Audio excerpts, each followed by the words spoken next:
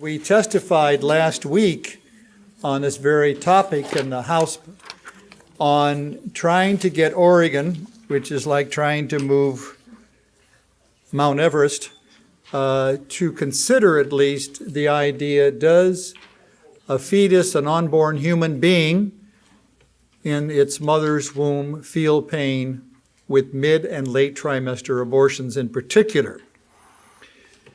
So some beginning thoughts on the problem of pain. As you see, there's a picture of our Lord, and it's called Tears of Pain, as he's looking at a child wrapped in swaddling clothes. And you can imagine why he's crying. And I leave that up to your imagination.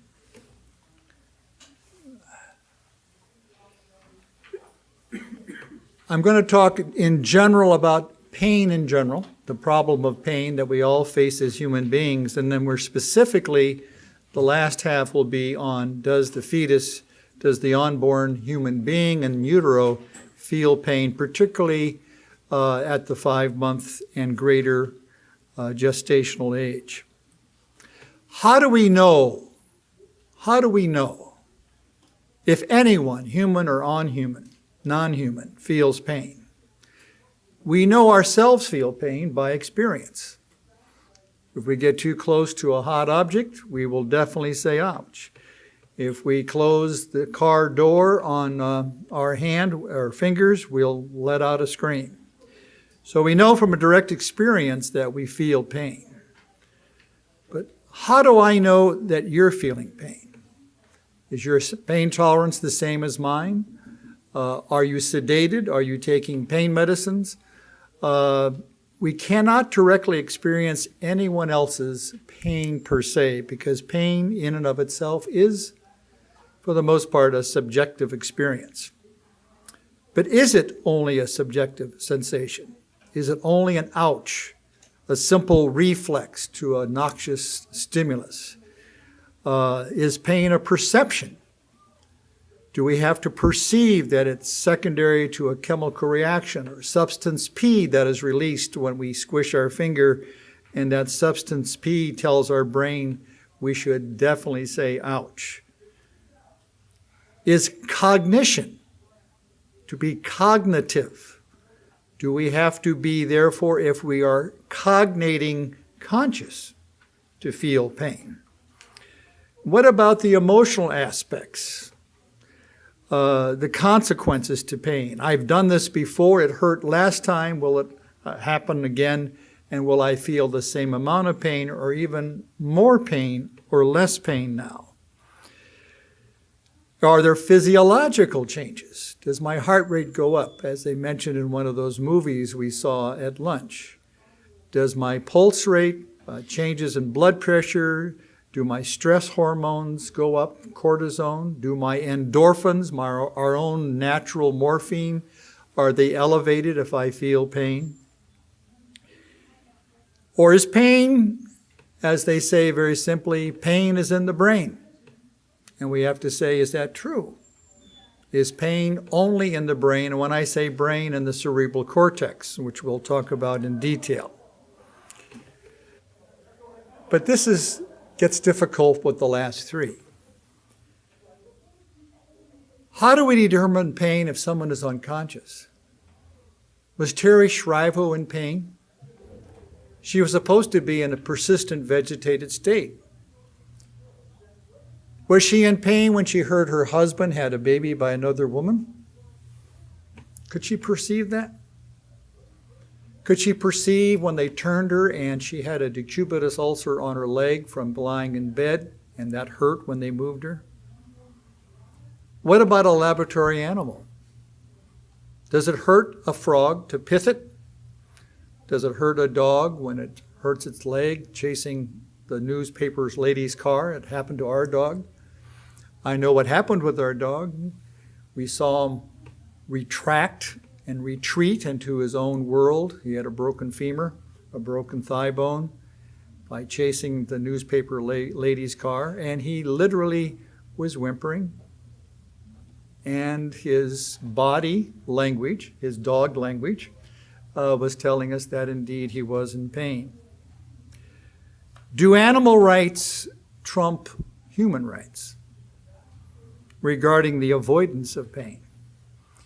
And lastly, what we're going to particularly talk about today is, does the unborn human being feel pain during particularly a mid or late trimester abortion?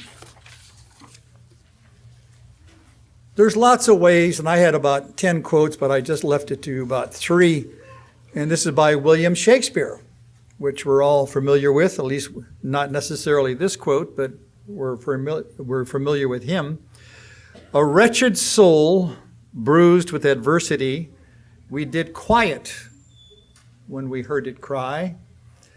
But were we burdened with the weight of pain as much or more, we should ourselves complain.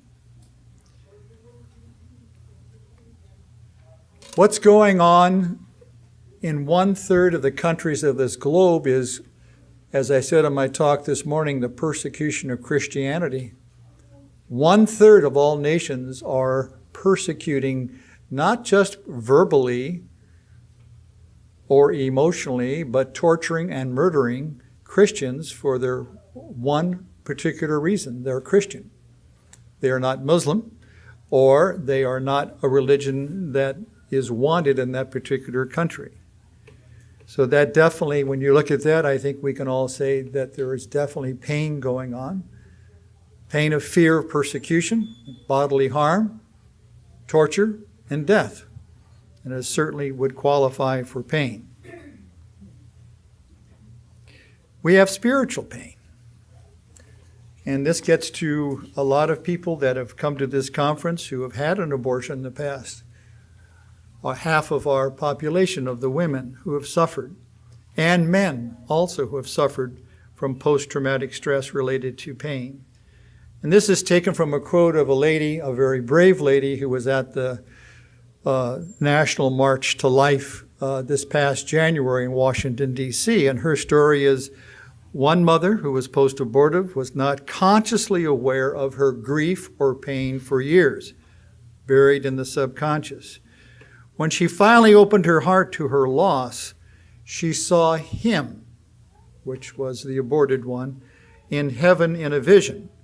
And when I saw him, I knew he was immediately who he was, immediately. I saw his whole personality, his potential, his impact on others in his life, and I saw that I was responsible for taking that away. Wow. That's spiritual pain. And we saw 2 lovely videos at lunch on that. So, how do we define human pain? Another quote first is, pain is not a sensation, it's an experience, and an utterly lonely experience.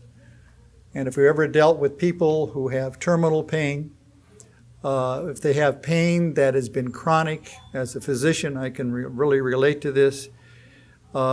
Ladies with infertility that have endometriosis, and every menstrual cycle is a reminder of their infertility and their pain. And they say, when is it going to stop? And can you do anything for me to help me? Not only with my infertility and the pain of the loss of fertility, but also with my pain that incapacitates me every month. Human pain. I didn't make this definition. It's by the Institute or International Association for the Study of Pain, ISAP. And they define it as, it's an unpleasant sensory and emotional experience. So it has 2 components, a physical hurt, sensory, you perceiving something as hurting, caused by injury or potential of injury or disease, and emotional suffering. Animal pain. Animal pain has been described as an aversive sensory experience representing awareness by animal damage or threats to the integrity of that particular animal. Now, when I testified last week in front of the House, I was trying to make the point that over 45 years ago, The Congress of the United States declared that we should not have our animals be in pain. And it started with one case. It was before Michael Vick and the famous dog fighting scenario. But it was a man who had lots of dogs who was mistreating them. And that case was then finally brought forth, and the Congress of the United States said, we need a rule, a law in our land to protect animals, particularly those in research or being exhibited, transported, or by dealers, to protect them from pain. So we have a law in the book right now, 45 years old, that protects animals that I've just described from pain. It did not go far enough for some of the animal rights activists who say that we should not pith frogs anymore. We should not dissect earthworms in high school. We should not do surgeries on monkeys up at the medical school or other various lab animals. So the law does not protect lab rats, mice, cold water vertebrates, which is a frog, fruit flies, worms, or animals used for food. But it's still a law that protects particularly cruelty to the animal kingdom. There are now 32 different animal rights organizations, and some are absolutely insane, and others are, for good reasons, trying to do good to help our part of creation, the animal world.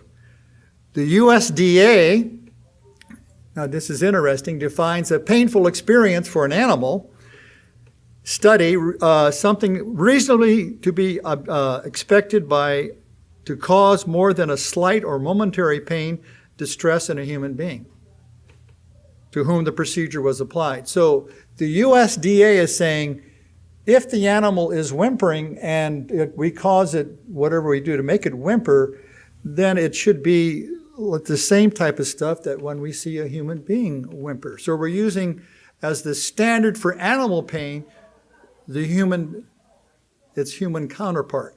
And yet we have no law on the books today except for 3 states, Nebraska, Oklahoma, and Idaho, that have passed a fetal pain relief scenario. The U.S. Guide for the Care and Use of Laboratory Animals defines parameters for animal testing, and it states the ability to experience and respond to pain is widespread in the animal kingdom. Pain is a stressor, and if not relieved, can lead to unacceptable levels of stress and distress in animals. So they're trying to say, even now with the laboratory animals, we should look at it differently. There are now virtual reality videos. Instead of dissecting the bullfrog that we did when I was in high school and college, we have a visual reality program that you can do it on the computer without eliminating a life of a bullfrog. So some people think that's wonderful. I have no problem with that. But the question is, where is the human being in that equation?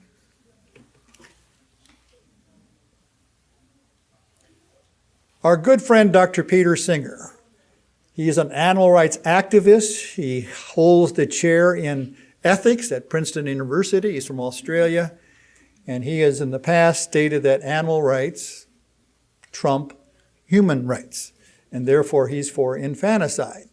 Because he said in order for a human being to feel pain, it has to be aware that it is it that is having the pain. So if its name is Bobby the baby, Bobby has to realize that Bobby is the one having the pain, not Mary, the little girl in the bassinet next to him in the nursery. And because the human being can't do that, even when it's born, for a while, to realize it is I that is having the pain, Peter Singer says animal rights trump human rights. And therefore you can infanticide, you can kill human beings after they're born, up to the first few months of life until they reach that wonderful philosophical, psychological term of sentience, the ability to know it is I that is having the pain. But he also is an animal rights activist, as I mentioned. And so it is said, if it is justifiable to assume that other human beings feel pain as we do, is there any reason why a similar inference should not be justified in the case of animals? I have no disagreement with that. It doesn't take a rocket scientist to see our dog hurting when hit by a car. Nearly all the external signs that lead us to infer that the animal is having pain in other human beings can be seen in other species, especially those most closely related to us.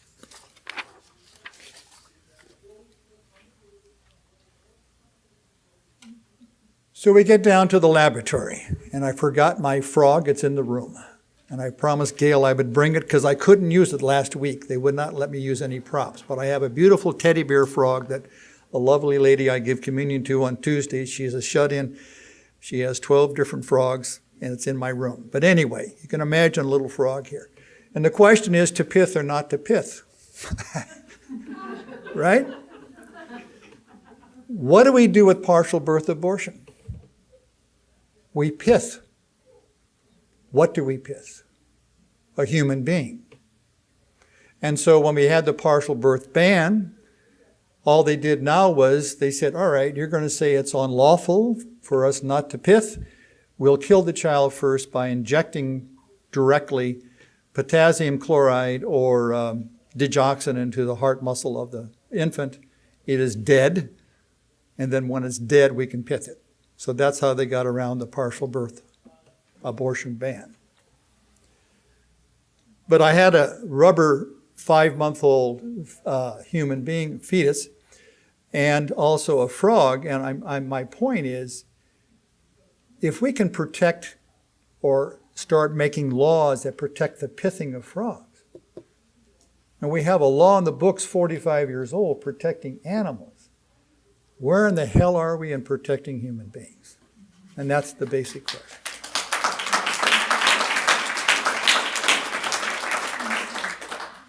So the question is, does the pithing of a frog in a lab carry the same moral relevance as pithing a human being? Do you have to be a congresswoman or a man to realize there is a difference? Or do we use our eyes, what God gave us, and our observational skills to say that there is a difference? So there is a frog ready. It's been pithed, and when it's pithed, it's quadriplegic because we sever the spinal cord as it goes through the foramen magnum, the hole in the skull, and so it doesn't feel any pain. Now you can dissect a frog in the laboratory painlessly because it has no feeling. Its spinal cord has been severed. Is there a difference between that and the 5-month 4D ultrasound of a 5-month-old human being? And this is the picture I wanted to show, and they would not allow me to do that last week. We come to the ultimate question then, why we're here this afternoon. And that is, does a human being at 5 months or more, does it feel pain when it's aborted? Now, there's many ways of doing an abortion at 5 months and beyond, some of which are now removed.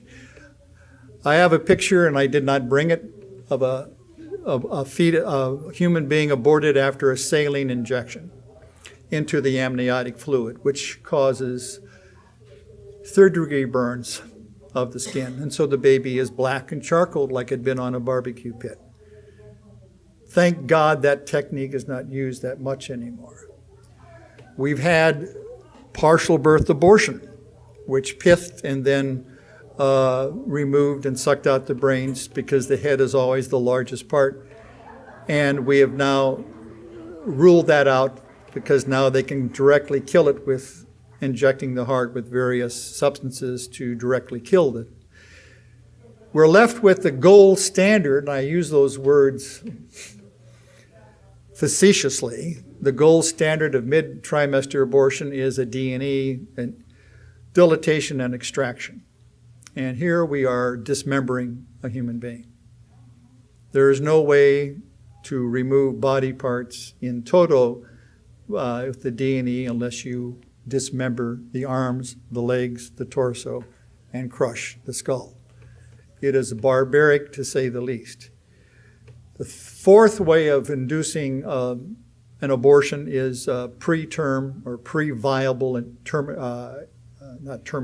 pre-viable stimulation of labor, knowing that the child will be born so young it cannot survive outside the womb, and that's usually between, right now, under 22 weeks. So it's delivered intact with that technique and can be alive at birth or not, depending. Now I'm going to keep neurology, this is neurology for students, because I could impress you with big medical words that I could have a hard time pronouncing myself. I'm not here to do that. But basically these are nerve fibers. They're called axons, and they're myelinated, and they're big, or unmyelinated and thin and small. Myelinated is that wrap around them, and if a nerve impulse goes up, the ones on the right-hand side, the big fat ones, the biggest three in yellow, they go about the speed of a jet plane, about 500, 550 miles an hour. If a pain impulse goes up on the red, the unmyelinated small fiber, about 3 miles an hour. Big difference. And that's when you hit your hand with something, you're going to be stimulating your myelinated nerves first. And then that's going to go to your spinal cord and up the spinal cord to your thalamus, which is in the midbrain, and finally to your cortex, which perceives, you know what? Somebody just stuck my foot. And so therefore perception is done. So when we talk about pain, the first part up here on the upper is called a spinal reflex. And probably at 8 weeks, all we're going to see on the unborn is going to be a spinal reflex. If you stick a needle into an infant for whatever reason to draw blood from it in utero, it's going to retract its foot, and you're going to see that by retraction it's going to send a message to the spinal cord. The spinal cord is then going to send an outgoing message that hurts, and I pull back my limb. That's happening during the first 3 months of pregnancy. But as you get older in utero, you're going to come to be, and not only is this little arc a simple reflex of an ingoing and outgoing message, you're going to then have it go up the entire spinal canal, the spinal cord to the thalamus, and perception will start there, and then finally it'll go to the cortex. Another way of looking at it very simplistically, we're not here to teach you rocket science, but just simplistically. This is the neural pathways in order to perceive pain. Number one, on the foot, you need some receptors in the foot to say, ouch, it hurts when you stick a pin there to draw a blood sample. It's going to go to number two, which is the afferent nerve transmitting a signal to what? The spinal cord. 3, it's going to go up the spinal cord to the thalamus, which is labeled up there in the brain. 4, it's going to then have a somatic, meaning peripheral skin, cortex, pain perception, and then limbic system is affective, emotional aspect, and a number of descending going down 6 now are coming back to either modulate that pain, saying I'm going to give myself my own endogenous morphine called endorphins, and therefore the pain will be less. Now that is kind of in 6 simple steps, all you really need to know about pain, perception going up, and then what does the body do on the path going down. So, when we talk about the unborn human during a late-term abortion, scientific facts not in dispute. Both sides say we don't have a problem. One is that there are pain receptors called nociceptors in the skin and in the lining of your gut They're there. They start around the mouth, around 6 to 8 weeks of life. And they spread to the face, to the arms and legs. And by the 16th week, 4 months of intrauterine life, all those little pain receptors in the skin and in the gut are present. No one denies that. And no one denies that a spinal cord can receive those messages, that there is a thalamus that can say, yes, I'm perceiving pain, and a subcortical plate, which is present only in the unborn. It's a temporary structure. And subcortical means it's below the cortex. And what separates us from the animals is our big cerebral cortex. And we have heard, and I heard in medical school, that you need the cerebral cortex, the gray matter, to perceive pain, because that makes you perceive it and be cognitive of it and realize it is me that's having the pain.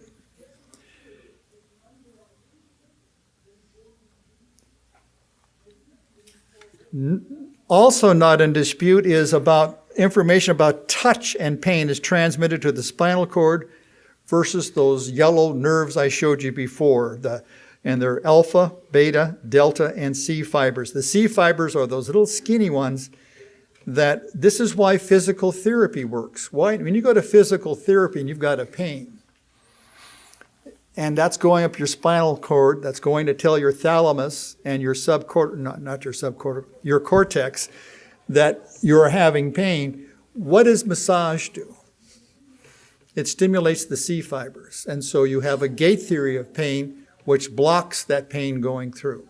And that's why massage feels good, or heat, when you have physical therapy. By 8 weeks post-fertilization, just by observing that little unborn child in utero reacting to a stimulus of a needle going through the amniotic fluid that hit its foot, can be recognized as painful if we use the criteria of observing and retracting the foot as it would be in a newborn infant or a human. The question is, does it go all the way to the cortex or subcortex at 8 to 10 weeks? Probably not, because those connections aren't there yet. But we do know, and Dr. Liley is the father of fetoscopy, which is surgery on the unborn. And he did a lot of seminal work on Rh-negative babies that had to have an intrauterine transfusion to survive. Their mother's blood type was incompatible with theirs, and she would break down the baby's blood cells, and they would have to be transfused in order to have a chance to live. So we know that another seminal study in 1994, that's not long ago, that's less than 20 years ago, by Glover in the UK, showed that when you do an intrauterine transfusion in an unborn infant, their cortisol, their stress hormone, went up 183%, their endorphins 590%. And it was even greater than shown in preterm neonates born that were under light anesthesia when they had surgery. So we knew at 18 to 20 weeks, definitely intrauterine life was able to have a physiologic response to a painful stimulus. And that physiologic response was increased stress hormones and increased its own morphine. And lastly, there's no debate about is that fetal anesthesia now given, and I'm old enough to remember that when I did circumcisions as an intern, we didn't give any of those male infants anything for pain. But I was told that they don't feel pain. I was told that by professors. Newborns don't feel pain. So I put this 1-pound stainless steel Gonko clamp on his penis so it wouldn't bleed, and then I would take a knife and remove the foreskin. And it would wail all the way through. We had little Velcro straps on its little arms and legs. And when I was through, it may wail and cry for not a long time, but a significant amount of time when it went back to the nursery. But I was told it doesn't feel pain. They were wrong. they were wrong. And I was told wrong. And that was only, less than 40 years ago. So they had neonates that had to have surgery. They would give them oxygen only and muscle relaxants only, so they were paralyzed but didn't move. Up to 30 years ago in the 80s. Because they figured if we gave it pain medicine that it would be an increased risk for them dying. And they wondered why the neonates came back from surgery looking like death in the ICU until they recovered. And a lot of them didn't recover because we were told they didn't feel pain, and we, the doctors, were wrong again. The seminal study on that was in 1989 by a wonderful doctor, Dr. Aman, who showed that by giving simply fentanyl, which is a narcotic, given directly to the neonate when it has its surgery, believe it or not, increased its survival rate. And they didn't look like death when they came back to the ICU. And their post-op recovery was good. We have seen now studies that human beings operated on without any anesthesia can have lifelong negative results from undergoing that traumatic experience. They may not remember it, but they certainly can respond to that negative event. Again, going back to the animals, Dr. Varner said these are the 6 things that you need as an animal to be able to experience pain. And again, I'm a little redundant. You need the nociceptors, the receptors in the skin. You need a central nervous system, a brain. You need the receptors to be connected to the spinal cord that is connected to the brain. You need your own endogenous opioids or endorphins to modulate, to decrease the pain. You can respond, the response of pain is modified by giving the animal pain medicine. And the response to damaging stimuli is analogous to what humans feel. And yet we still not have a law that says, do human unborn infants feel pain, and can we protect it rather than kill it first?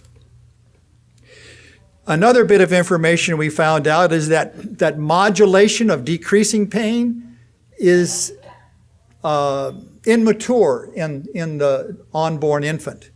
In fact, between the 20th and the 30th week there at the bottom, it doesn't have the ability to adapt or dampen the pain experience. So one could make a case that a 5-month mid-trimester abortion, that infant, that human being, will feel more pain because the modulation of pain is not there. It's not there until usually after birth in full bloom. Now comes the dispute. We've had 3 studies, 2 by the Royal College. I love this, the Royal College of Obstetrics and Gynecology from the UK. Doesn't that sound so pompous and so true, right? If they say it, why don't we believe it? It's the argument of authority, like I mentioned this morning, just like our American College of OBGYN, or the AMA says, or the American Bar Association says. And we use these, and we have to realize that 10,000 people belong to the Royal College of OBGYN, and about 2/3 are living not in the UK. And that really it was a panel of 14 experts, of only 3 of which knew anything about or studied in their professional lives about pain perception on this panel of 14 that came to the conclusion last March of 2010 that before the 20, they did say originally 26 weeks, but now certainly before 24 weeks, there is no way that the unborn infant could feel pain. They did better than the American study that said 29 weeks, and our own American College of OBGYN simply stated, as I said this morning, no way does an infant inside its mother's womb for 9 months feels pain, period. And that's about as scientific as nothing. Okay, but again, it's a select group. It's not the 30,000 doctors in the ACOG. It's a select group that makes this stupid, unscientific statement. Now, the reason why they said that is three things. They got psychiatry and philosophy involved. And they said the fetus has to realize as it's being dismembered, it's me that's being dismembered. So they use this super criteria that is never used for animal research destruction. Also, it has to be cognizant. It has to be awake. And we know in lambs and sheep that they have this hormone that keeps them asleep. So who's to say that they don't feel anything because they're sleeping? Now, they did admit that in the studies in sheep, when they lowered the oxygen level, there was no stress hormone release from the sheep. And they did admit that lowering the oxygen is probably a little bit different than dismemberment. This is the Royal College of OBGYN. This is the same college now who said that there's no post-traumatic stress syndrome from post-abortion. They've also said that there's no problem with premature delivery after abortion. So they are using the argument of authority only, and the scientific facts are not on their side.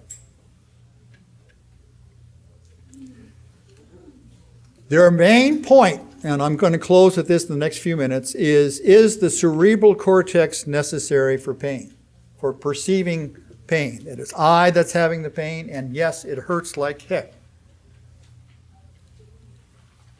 We go back about 50 years, and two wonderful British neurosurgeons by Penfield and Casper, treating epilepsy, which was very resilient to any medical therapy, they would take out parts of the cerebral cortex. In fact, sometimes they took out half the brain to control epilepsy.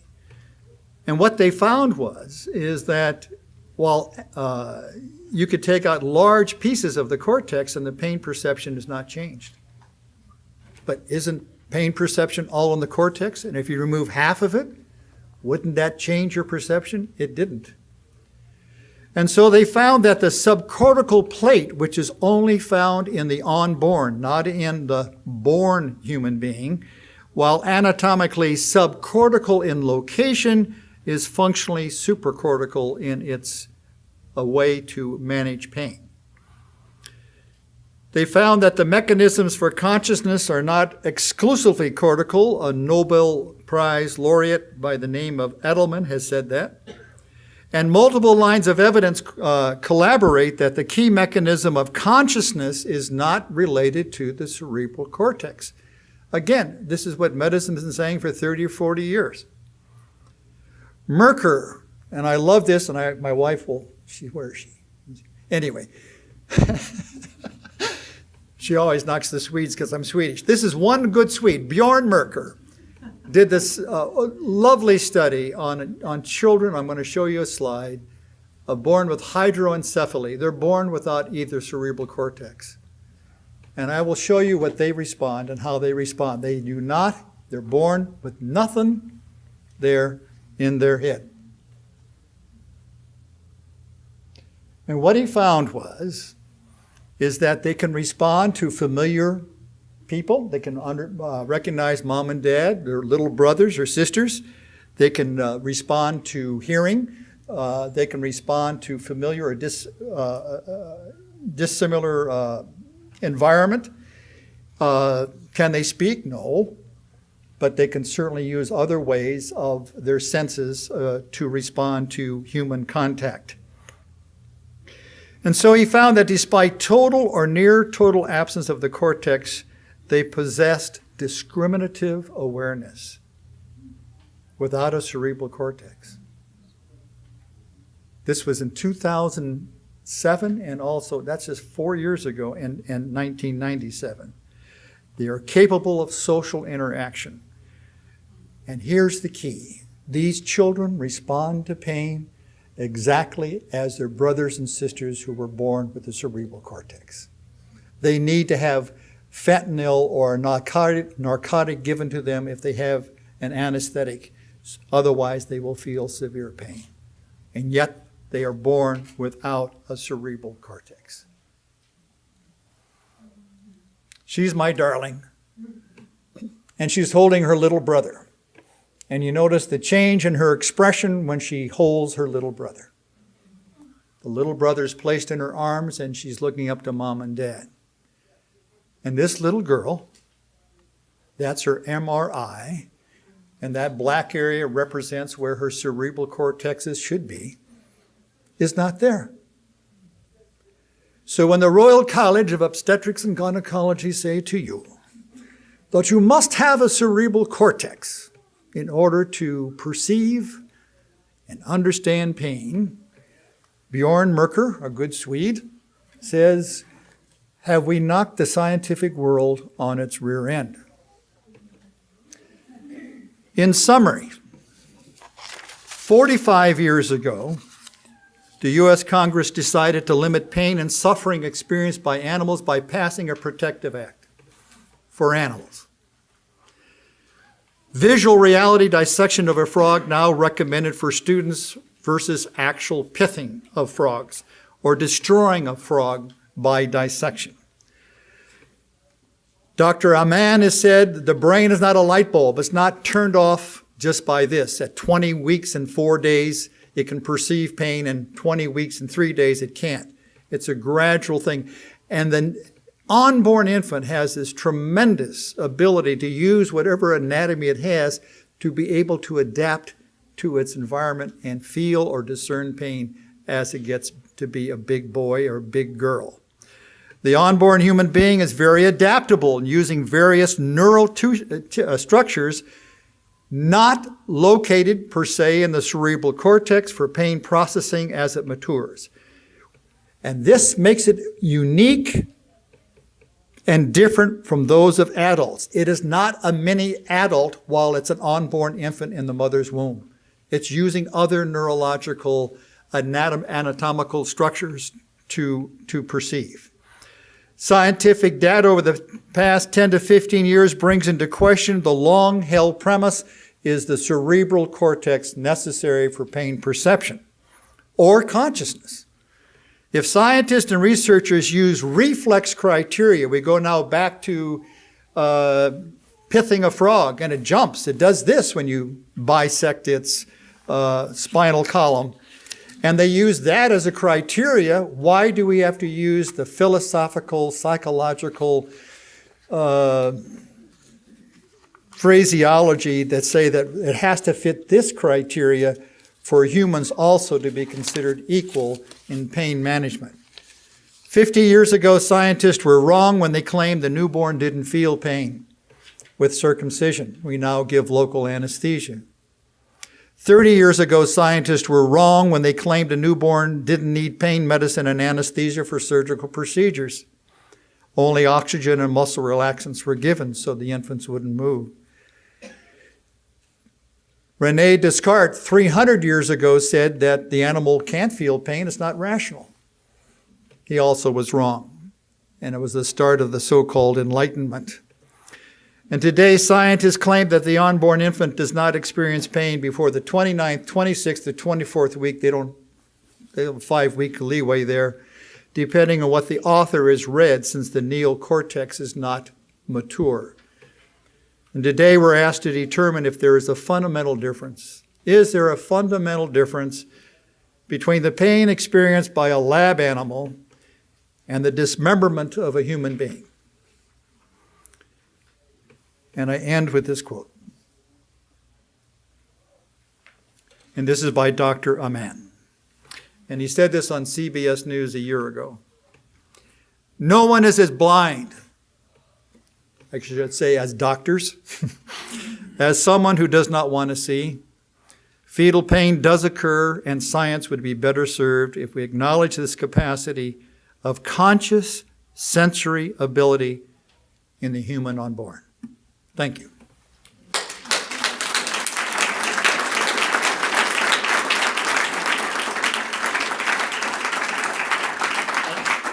And the last slide, talking about pain.